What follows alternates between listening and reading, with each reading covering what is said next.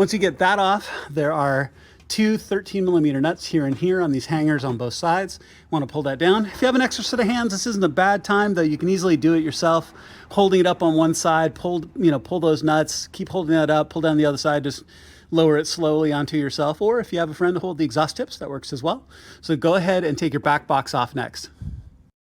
All right, so back here up at the top, you've got this 13mm nut here that's essentially on a V-band.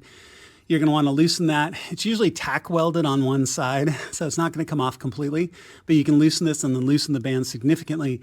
And then you've got a 13mm nut right here, and this is the only thing holding your mid-pipe on still. Now, like I said, it's sleeved onto the downpipe. So what I normally will do is I'll undo the V-band, and then I'll undo this nut, pulling it off this post. Then what I'll normally do is let the tail end of the car side down a little bit and then just wiggle the whole pipe. You just wiggle, wiggle, wiggle, and just wiggle it off the downpipe. All right, so go ahead and get your mid-pipe off next. All right, guys, so you can see the entire exhaust line is out now. And in this case, the nut here on this post actually seized up on me for some reason, but it was out far enough that I could slip that flange out from underneath it. And like I said, you take it off. You can see where it was sleeved onto the downpipe. So taking it off, you just kind of take the entire pipe and pull backwards and wiggle, and it'll come off that.